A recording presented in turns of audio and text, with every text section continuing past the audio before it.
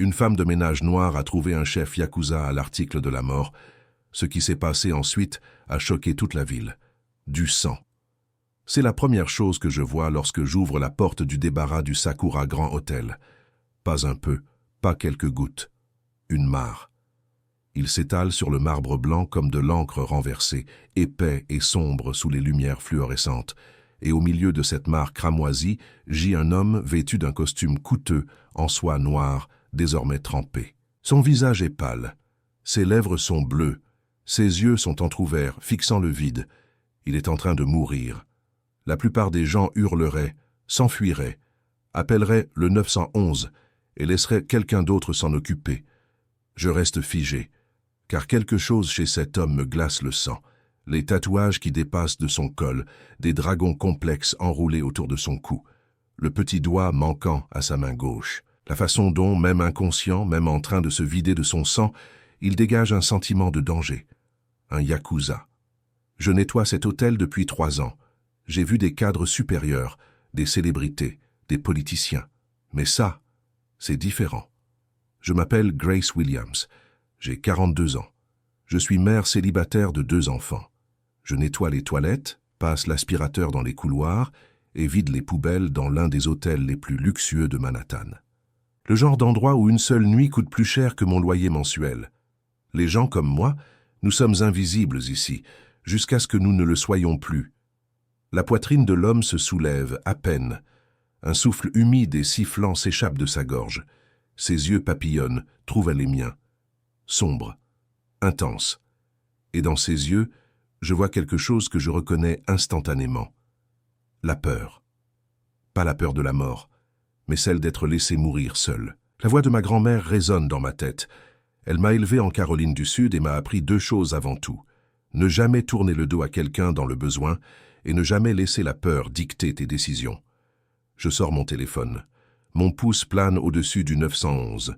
Puis je les vois. 3 hommes en costume sombre entrent dans le hall en bas. Ils avancent d'un pas décidé.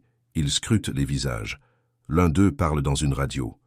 Ce ne sont pas des policiers. Ce ne sont pas des ambulanciers. Ce sont des chasseurs. Et cet homme, c'est une proie. L'homme mourant les voit aussi. Sa main bouge, légèrement dans ma direction. Ce n'est pas une menace, c'est une supplication. Tous mes instincts me crient « Va-t'en, Grace, ce n'est pas ton combat. Pense à tes enfants. » Mais je pense à mon fils Marcus, 16 ans, qui a été arrêté par la police le mois dernier parce qu'il correspondait à un signalement. Je pense à ma fille Zara, 13 ans, qui rentre à la maison en pleurant parce que ses professeurs la trouvent agressive alors qu'elle est simplement passionnée. Je pense au nombre de fois où les gens sont passés devant nous sans nous aider alors que nous en avions besoin. À la façon dont l'invisibilité devient une armure, et parfois une arme. Je prends une décision qui va tout changer. J'attrape le bras de l'homme, étonnamment léger pour quelqu'un d'aussi dangereux, et je le traîne vers l'ascenseur de service. Mon chariot de nettoyage bloque l'entrée du local de stockage. L'eau sanglante de la serpillière masque les traces. 60 secondes, c'est tout ce que j'ai.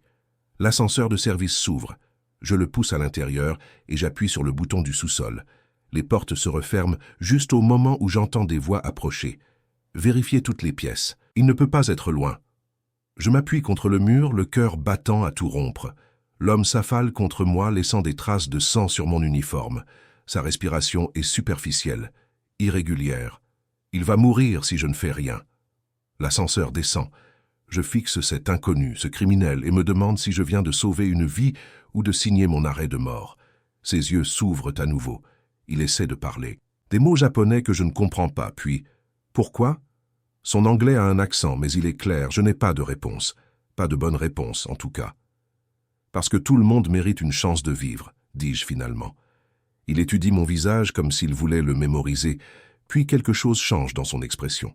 Ce n'est pas de la gratitude, c'est quelque chose de plus profond, du respect. Les portes de l'ascenseur s'ouvrent sur le sous-sol, un labyrinthe de buanderies, de chaufferies et de tunnels d'entretien dont seuls les gens comme moi connaissent l'existence. J'entends des pas au-dessus de moi, des cris. Ils sont à sa recherche. Je le traîne dans la buanderie. Les machines à laver industrielles vrombissent. La vapeur emplit l'air. Il n'y a pas de caméras ici. L'hôtel ne gaspille pas ses moyens de surveillance dans les espaces où travaillent les employés. Je l'allonge sur une pile de draps propres. Le tissu blanc se couvre immédiatement de rouge. Et maintenant, je ne suis pas médecin, je suis femme de ménage. Mais j'ai élevé 2 enfants qui ont eu des genoux écorchés, des bagarres dans les cours de récréation, et pire encore. J'ai recousu des vestes déchirées parce que nous n'avions pas les moyens d'en acheter de nouvelles. J'ai appris à me débrouiller. La blessure est sur le côté, profonde. Probablement un couteau. Je dois arrêter le saignement. Mes mains agissent par instinct. Je prends des serviettes et appuie fort. Il gémit mais ne crie pas. Il est coriace. Je lui accorde ça.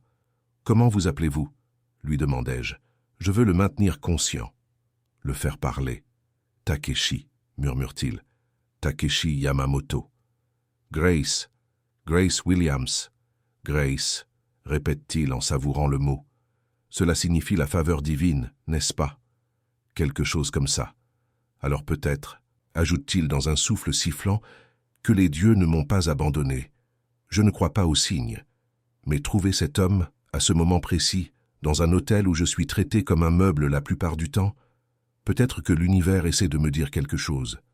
La porte à l'étage s'ouvre brusquement, des bruits de pas, plusieurs paires. Il se rapproche. La main de Takeshi attrape mon poignet. Étonnamment forte pour quelqu'un à moitié mort. Ils te tueront s'ils te trouvent avec moi. Je croise son regard, alors je suppose qu'on ferait mieux de s'assurer qu'ils ne le fassent pas.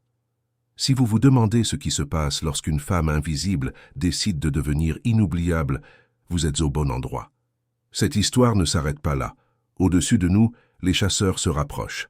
En dessous de nous, un homme mourant détient des secrets qui vont ébranler cette ville jusqu'à ses fondations. Et moi ? Je suis sur le point d'apprendre que parfois, la chose la plus dangereuse à faire est exactement la bonne chose à faire. La poignée de la porte de la buanderie tourne. La poignée cesse de tourner. Des voix à l'extérieur, étouffées, frustrées. Il vérifie chaque pièce, méthodiquement, professionnellement. Je retiens mon souffle. Le sang de Takeshi s'écoule à travers les serviettes, chaud et collant contre mes paumes. Ses yeux sont fermés maintenant. Sa respiration est si faible que je dois regarder sa poitrine pour confirmer qu'il est encore en vie. Les pas s'éloignent, mais ils reviendront. J'évalue la situation comme si je planifiais un itinéraire de nettoyage, de manière systématique et pratique. La blessure doit être soignée correctement. Il a besoin d'un médecin. Mais les hôpitaux impliquent des questions. Les questions impliquent la police. La police implique que je perde mon emploi, que mes enfants perdent leur mère et que cet homme meurt de toute façon. Alors, qu'est-ce que j'ai ? Un sous-sol rempli de fournitures industrielles, des années de connaissance des angles morts de cet hôtel, et quelque chose à quoi ces chasseurs ne s'attendent pas. Une femme noire en uniforme de femme de ménage est le camouflage le plus efficace au monde. Nous ne nous fondons pas simplement dans le décor, nous sommes le décor. Je travaille vite. Je prends du peroxyde d'hydrogène dans le placard à fournitures. Nous l'utilisons pour les taches de sang sur le linge. Les riches saignent comme tout le monde. Je le verse directement sur la blessure. Le corps de Takeshi sursaute, mais il ne fait pas de bruit. Le saignement ralentit. Je tamponne la blessure avec des serviettes propres, puis j'enroule son torse avec du ruban adhésif. C'est rudimentaire, probablement dangereux, mais cela nous fait gagner du temps. Pourquoi te traque-t-il ? Il ouvre les yeux, son regard est perçant. Parce que je sais quelque chose qu'ils ne peuvent pas se permettre de révéler, la vérité sur qui contrôle réellement cette ville. Mon téléphone vibre, c'est un SMS de Marcus. « Maman, où es-tu ? Zara a besoin que tu signes son autorisation pour demain. » Je lui réponds, je travaille tard. Signe-le toi-même, entraîne-toi à imiter ma signature. Je t'aime. Takeshi m'observe. Tu as une famille. 2 enfants, 16 et 13 ans. Et tu prends ce risque pour un inconnu. Ma grand-mère disait que les inconnus ne sont que des membres de la famille que l'on n'a pas encore rencontrés. Son expression s'adoucit. Il sort un téléphone. L'écran est fissuré, mais il fonctionne. Il le met dans ma main. Appelez ce numéro, dites-leur que Takeshi Yamamoto a besoin d'être extrait. Utilisez le mot Kuroi Bara, rose noire. Je fixe le téléphone. Une fois que j'aurai passé cet appel, il n'y aura plus de retour en arrière possible. Mais je pense à Marcus, à son regard quand les policiers l'ont plaqué contre le mur. À quel point il était invisible. Il est peut-être temps d'utiliser cette invisibilité différemment. Je compose le numéro. Un homme répond, sans salutation. Takeshi Yamamoto doit être exfiltré. Kuroi Bara. Emplacement. Sakura Grand Hôtel, sous-sol, buanderie. 20 minutes. La ligne est coupée. Je l'aide à se relever. Nous titubons jusqu'au local où sont rangés les uniformes. Je prends la plus grande combinaison d'entretien et l'aide à l'enfiler. Le sang ne se voit pas sur le tissu sombre. Puis, je vole un badge de sécurité. Je l'attache à sa poitrine. Tu es désormais Miguel Santos, agent d'entretien de nuit. Je ne ressemble pas à un Miguel. Les 3 derniers non plus. La direction ne voit pas la différence. Des pas. Il se rapproche. Je le pousse dans un chariot à linge, le recouvre de nappes sales. Je le pousse vers l'ascenseur de service. J'agis naturellement.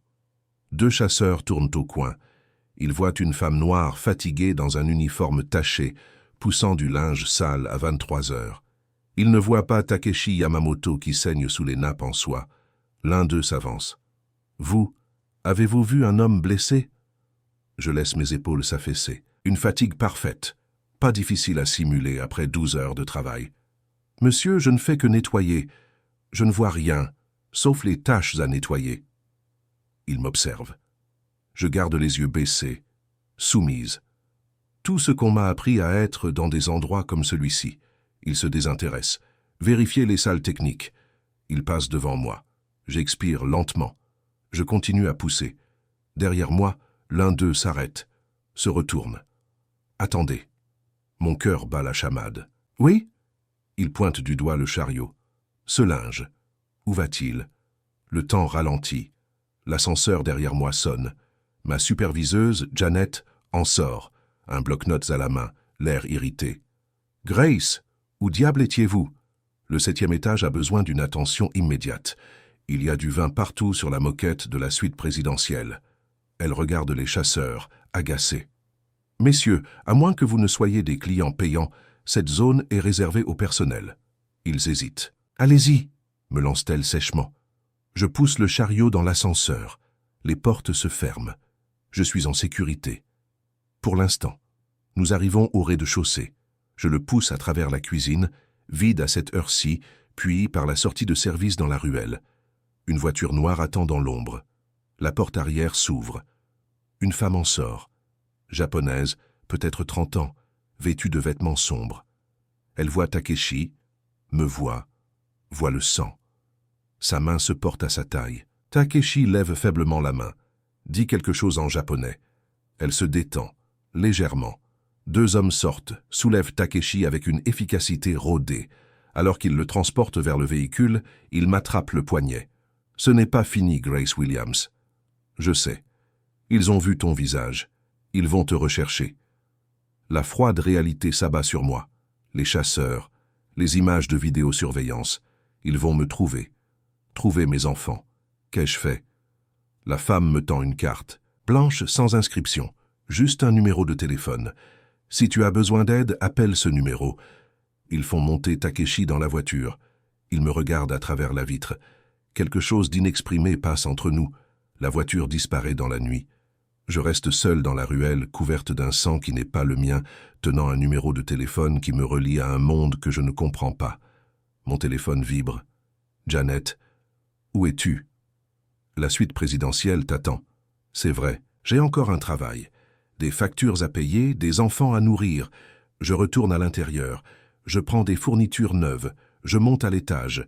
Dans le miroir de l'ascenseur, je me vois, les yeux fatigués, du sang sur mon col, les mains qui tremblent. Je suis toujours la même. Mais tout a changé. Car quelque part dans cette ville, des gens visionnent des images. Ils recherchent la femme qui a aidé leur cible à s'échapper. Grace Williams, invisible, insignifiante, une simple femme de ménage parmi d'autres, est sur le point de découvrir que parfois, être vue est la chose la plus dangereuse qui soit. Les portes de l'ascenseur s'ouvrent au 7e étage. Un homme en costume coûteux attend. Il sourit. « Vous devez être Grace, nous devons parler. » Je ne bouge pas. L'homme en costume coûteux se tient là, dans son costume gris anthracite parfaitement taillé. Sa cravate en soie, ses chaussures en cuir italien qui coûtent probablement plus cher que mon loyer mensuel. La quarantaine. Cheveux poivre et sel. Le genre de visage qui apparaît sur les sites web d'entreprise sous la rubrique « Direction générale ». Mais ses yeux?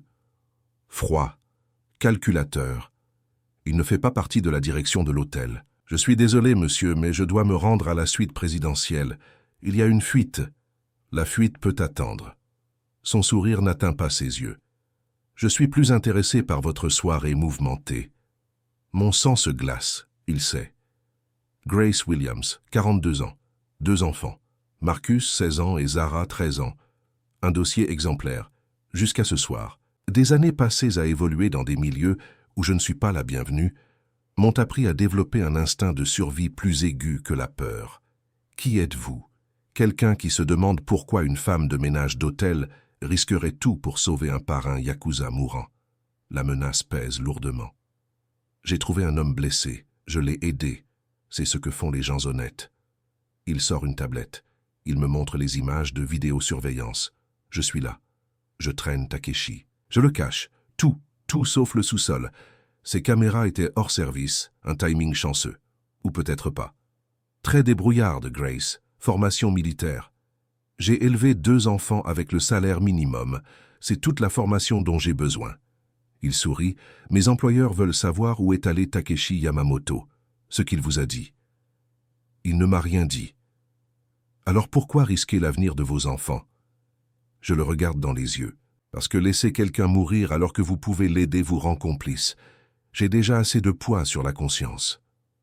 Quelque chose passe sur son visage. Mes employeurs n'accepteront pas cette réponse. Alors ils n'ont qu'à m'en parler directement. Je n'aurais pas dû dire ça. Son expression se durcit. Vous êtes à la croisée des chemins, Grace. L'un vous ramène à votre vie tranquille, invisible. L'autre, il se penche vers moi, se termine mal pour tous ceux que vous aimez. La voix de ma grand-mère, ne laisse jamais la peur dicter tes décisions. Vous menacez mes enfants? Je vous explique simplement les conséquences. L'ascenseur s'ouvre. 2 agents de sécurité, Michael et Derek, des types bien. Tout va bien, Grace? Demande Michael. L'homme en costume sourit à nouveau, doux, professionnel. Grace, on a besoin de vous dans la suite présidentielle, dit Derek d'un ton ferme. C'est un sauvetage. L'homme en costume me tend une carte de visite. Elle est vierge, à l'exception d'un numéro de téléphone. Vous avez 24 heures pour me contacter avec des informations. Après cela, l'offre expire. Michael et Derek m'accompagnent jusqu'à la suite. À l'intérieur, Michael demande « Qui était-ce » Des ennuis. Le genre dans lesquels je ne peux pas vous entraîner. Ils veulent m'aider. Mais je les regarde. Mariés, avec des enfants, fiancés, des gens bien, avec un avenir. Certaines batailles, on les mène seuls, dis-je doucement. Après leur départ, je frotte la moquette. Je réfléchis. 24 heures. Mon téléphone vibre. Numéro inconnu. Grace Williams. Une voix féminine, avec un accent. La femme de la ruelle. Vous avez parlé à quelqu'un ce soir. Comment le sait-elle? Nous vous surveillons. Nous assurons votre sécurité. Ma sécurité? Je viens d'être menacé. Et vous avez bien réagi. Mais ce n'est que le début. Quand les menaces ne fonctionnent pas, ils passent à l'action. Mon estomac se noue. Mes enfants sont protégés. Mes hommes sont devant votre appartement en ce moment même. Je devrais être terrifié, mais je suis soulagé. Que veulent-ils? Takeshi-san a des preuves, des documents prouvant que des fonctionnaires, policiers, juges, politiciens, sont payés par un syndicat du crime. Le même syndicat qui est derrière la mort de votre mari il y a 5 ans. Je retiens mon souffle. Sarah Williams, agent de police, tuée lors de ce qui semblait être un contrôle routier. En réalité, un assassinat. Takeshi-san a enquêté. Il a trouvé des preuves. Avant qu'ils ne puissent les dénoncer, ils ont essayé de le tuer. La pièce se met à tourner. La mort de Sarah n'était pas accidentelle. C'était un meurtre. Pourquoi me dire ça? Parce que vous méritez de savoir. Et Takeshi-san m'a demandé de vous donner le choix. Quel choix? Partir. Nous vous relogerons dans une nouvelle ville avec une nouvelle identité, en sécurité. Ou alors, aidez-nous, vous avez accès à des endroits qui nous sont inaccessibles. Vous êtes invisible là où nous nous faisons remarquer. Ils vous sous-estiment. C'est une arme. Je pense à l'homme en costume, à sa condescendance. Je pense à Sarah, à personne qui n'a payé. Je pense à Marcus et Zara, au monde dans lequel je les élève. Peut-être que l'invisibilité n'est pas seulement une question de survie. Peut-être est-ce une opportunité. Si je vous aide, en quoi exactement? Recueillez des informations. Vous nettoyez les suites exécutives, les bureaux privés, les endroits où les personnes puissantes parlent sans précaution. Vous me demandez d'espionner. Je vous demande de dénoncer la corruption. Il y a une différence. Je regarde mon reflet, des yeux fatigués, un visage usé, invisible toute ma vie d'adulte. Mais peut-être qu'être invisible signifie être ignoré, sous-estimé. Ne tournez jamais le dos à quelqu'un dans le besoin. J'ai besoin de garanties, la sécurité de mes enfants. C'est déjà réglé. Et si ça tourne mal? Nous vous exfiltrerons, nouvelles identités, soutien financier. Ce moment définit tout. D'accord, je vais vous aider. Bien, quelqu'un vous contactera demain. D'ici là, agissez normalement. Et Grace, ce que vous avez fait ce soir a sauvé plus d'une vie. Elle raccroche. Je reste seul. La tache de vin est à moitié nettoyée. L'avenir est incertain. Il reste 24 heures avant la date limite. 24 heures pour devenir quelque chose que je n'aurais jamais imaginé. Je finis le nettoyage. Je range le matériel. Je rentre chez moi. Dans l'ascenseur, mon reflet me regarde fixement. Même visage fatigué, même uniforme. Mais mes yeux, différents, déterminés. Car parfois, la personne la plus dangereuse dans une pièce n'est pas celle qui détient le pouvoir. C'est celle dont tout le monde a oublié la présence. 3 jours passent. 3 jours à agir normalement alors que mon monde se transforme sous la surface. Je nettoie les chambres, je frotte les toilettes, j'aspire les couloirs, je souris aux clients qui ne me voient pas. Mais maintenant, je mémorise chaque conversation que j'entends. Je photographie chaque document laissé négligemment sur un bureau avec le stylo appareil photo qu'on m'a donné. La femme au téléphone, qui s'appelle Yuki, me contacte tous les jours. Des messages brefs et cryptés qui disparaissent après que je les ai lus. Suite exécutive 12. Le client part à midi. Nettoyez soigneusement. Traduction. Fouillez tout. Je ne suis plus seulement une femme de ménage. Je suis un fantôme qui se déplace dans leur monde, collectant les secrets qu'ils sont trop arrogants pour cacher. L'homme en costume appelle exactement une fois. Le temps est écoulé, Grace. Où est Takeshi Yamamoto? Je ne sais pas. J'ai juste aidé un homme blessé. Mauvaise réponse. Il raccroche. Cette nuit-là, un SUV noir se gare en face de mon appartement. Le moteur tourne. Les vitres sont teintées. Mais 2 bâtiments plus loin, une autre voiture. Une berline plus ancienne. Les gens de Yuki. Ils surveillent les surveillants. Marcus remarque le SUV. Maman, cette voiture est là depuis cet après-midi. Je ne mens pas à mes enfants. Je sais, mon chéri. C'est compliqué, mais nous sommes en sécurité. Il scrute mon visage. Il a 16 ans, mais il me lit comme un livre ouvert. C'est à propos de la nuit où tu es rentré avec du sang sur ton uniforme? Oui. Sommes-nous en danger? Pas si je fais ce qu'il faut. Faire quoi correctement? Je le regarde dans les yeux. Mon fils. Presque un homme. M'assurer que les gens qui ont tué ta belle-mère paient enfin. Son expression change. Sarah a élevé Marcus de 11 à 13 ans. Il l'aimait. Je peux aider? Prends soin de ta sœur, protège-la. C'est comme ça que tu m'aideras. Il hoche la tête. C'est là que je sais que je l'ai bien élevée. Jeudi arrive. Suite exécutive 14. La suite de Richard Castellano. Message de Yuki. Cible prioritaire. Nous avons besoin d'un enregistrement audio. J'arrive pendant mon service. Je frappe. Pas de réponse. J'entre. La suite est impeccable, vide. Je travaille rapidement. Je place le dispositif d'écoute qui ressemble exactement à une vis de détecteur de fumée. Je suis en train d'ajuster les draps lorsque la porte s'ouvre. Des voix, plusieurs personnes. Je ne suis pas censé être ici. Le placard de la chambre. Je me glisse à l'intérieur. Je ferme presque la porte. Juste assez pour voir dehors. 3 hommes entrent. L'homme en costume. Richard Castellano. Cheveux argentés, montre de luxe. Et un 3e homme. Plus jeune. Nerveux. Il ne me remarque pas. Invisible. La situation Yamamoto est sous contrôle? Demande Castellano. Pas encore. Il a disparu. Mais nous avons un moyen de pression. Quel moyen de pression? La femme qui l'a aidé. Grace Williams, femme de ménage à l'hôtel, 2 enfants. Mon sang se glace. Castellano fronce les sourcils. Une femme de ménage? Que pourrait-elle bien savoir? Peut-être rien, mais nous ne pouvons pas prendre de risques. Alors, éliminez-la. 3 mots, d'un ton désinvolte. L'homme nerveux s'agite. Monsieur, ce n'est qu'une civile. Si nous laissons des détails en suspens, nous finirons en prison. Tout ce que nous avons construit sera détruit parce qu'une femme de chambre d'hôtel a décidé de jouer les héroïnes. L'homme en costume acquiesce. Je m'en occupe. Je ferai croire à un cambriolage. Il planifie mon meurtre. À 3 mètres de moi. Je devrais être terrifié. Au lieu de cela, de la rage. Ces hommes, avec leurs costumes coûteux, leur pouvoir, pensent pouvoir m'effacer. Effacer la mère de mes enfants. Parce que j'ai sauvé une vie. L'appareil d'enregistrement capte tout. Chaque confession. Il parle pendant 20 minutes. Des noms, des dates, des pots de vin. Le juge Whitmore, acheté. Le capitaine de police Rodriguez, payé. Le conseiller municipal Chen, victime de chantage. Richard Castellano, promoteur immobilier, philanthrope, seigneur du crime. Ils partent. J'attends. 5 minutes. 10. Silence. Je sors. Les jambes tremblantes.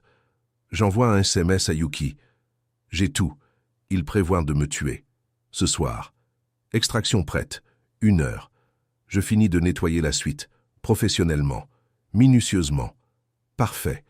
Parce que quand tout s'écroulera, je veux qu'ils sachent qu'ils ne m'ont pas vu venir. Je passe devant l'homme en costume dans le hall. Il est au téléphone. Il ne me regarde pas. Je ne suis qu'un employé. J'envoie un SMS à Marcus. Fais tes valises. L'essentiel seulement. On part en voyage. Quand? Maintenant. Je retrouve Yuki dans un café à 3 pâtés de maison. Elle écoute l'enregistrement. Je m'assois en face d'elle. Ça va? Ils veulent ma mort. Je sais. Elle ferme l'ordinateur portable. Maintenant, nous allons en finir. L'enregistrement est bon, mais il nous faut plus. Plus? Les aveux sans corroboration sont rejetés. Il nous faut les preuves de Takeshi-san, des documents, des registres financiers, des preuves. Comment? Castellano garde ses dossiers d'assurance dans un coffre-fort, du matériel de chantage, des documents prouvant que tout le monde est corrompu. Où? Son penthouse, au dernier étage de la Castellano Tower. Je la regarde. Tu veux que je m'introduise dans le penthouse d'un baron du crime? Non, nettoie son penthouse. Tu es sur la liste du personnel autorisé. Pendant que tu y es, ouvre son coffre-fort. Nous avons la combinaison. Je devrais refuser. Mais je pense à Sarah, à Marcus et Zara, à toutes ces personnes qui souffrent parce que les autorités ferment les yeux. Je pense à la voix de l'homme en costume. Éliminez-la. Comme si je n'étais rien. Jetable. Il est temps de leur montrer ce que les invisibles peuvent faire. Quand? Yuki sourit presque. Demain. Son femme de ménage habituelle s'est fait porter malade. Vous la remplacez. Elle fait glisser une enveloppe sur la table. Carte d'accès, code, combinaison du coffre-fort, clé USB. Copie tout. Et si quelque chose tourne mal, tu t'enfuis, mais Grace... Elle me regarde dans les yeux. Rien ne tournera mal. Ces gens t'ont ignoré toute ta vie. Demain, c'est ton avantage. Je prends l'enveloppe. Demain, je vais entrer dans la fosse au lion. Demain, la femme invisible deviendra la personne la plus dangereuse de la pièce. Et si vous vous demandez si une seule personne peut faire tomber un empire, certaines histoires ne se terminent pas comme le souhaitent les puissants. Surtout lorsqu'ils oublient que la personne la plus négligée détient peut-être toutes les cartes. Vendredi matin, 6 heures. Je me tiens devant la tour Castellano. 63 étages d'acier et de verre. Un monument à la richesse bâti sur l'argent du sang. Je porte mon uniforme de femme de ménage. Je transporte mon matériel. Personne ne me regarde 2 fois. Le gardien du hall vérifie mon badge. Il me fait signe de passer. Je prends l'ascenseur de service. Mon cœur bat à tout rompre. Marcus m'envoie un SMS. On est en sécurité. Je t'aime, maman. Je vous aime tous les deux. À bientôt. 63. Les portes s'ouvrent. Castellano est chez lui. Petit déjeuner, café, journal. Il lève les yeux. Vous n'êtes pas Maria. Maria est malade. Je m'appelle Grace. 3 secondes, puis il retourne à son journal. Ne touchez pas à mon bureau. Je commence à nettoyer. Professionnel, invisible. Il passe des coups de fil, rien de compromettant. Il est prudent, mais le coffre-fort est dans la chambre principale. Derrière un monnet, il se dirige vers son bureau. Ferme la porte. Ma fenêtre. Je soulève le tableau. Coffre-fort mural. Clavier numérique. 6 2 7 4 1 9. Le numéro de badge de Sarah. Il s'ouvre dans un clic. Document. Clé USB, photographie. Le juge Whitmore acceptant de l'argent. Le capitaine Rodriguez lors d'une réunion du cartel. Des documents financiers reliant Castellano à 12 meurtres, y compris celui de Sarah. Je photographie tout. Je transfère les fichiers. Cela va faire tomber un empire, des pas. Grace, je suis près de terminer. Je glisse la clé USB dans ma poche, je referme le coffre-fort, je raccroche le tableau. Il est dans l'embrasure de la porte. Il observe.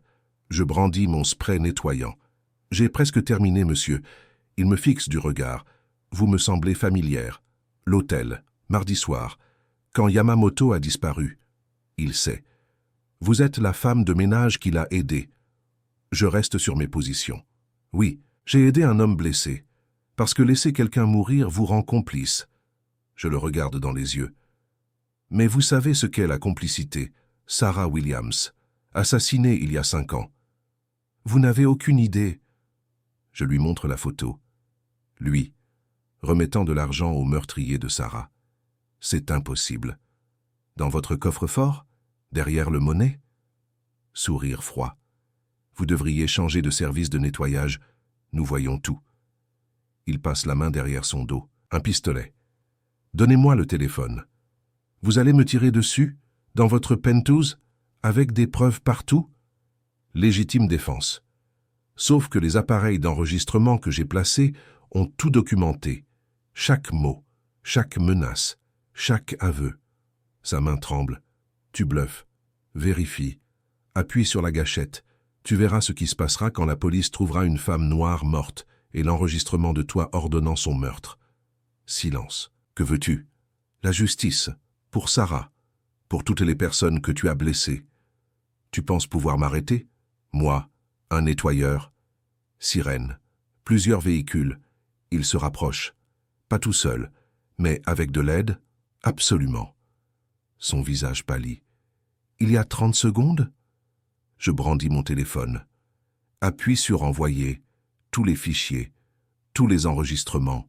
Le FBI. Le procureur. Le New York Times. L'avocat de Takeshi.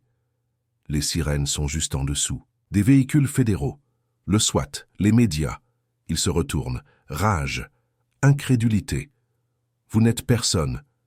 Exactement. Invisible. La personne que vous ignoriez chaque jour. Je me dirige vers la porte.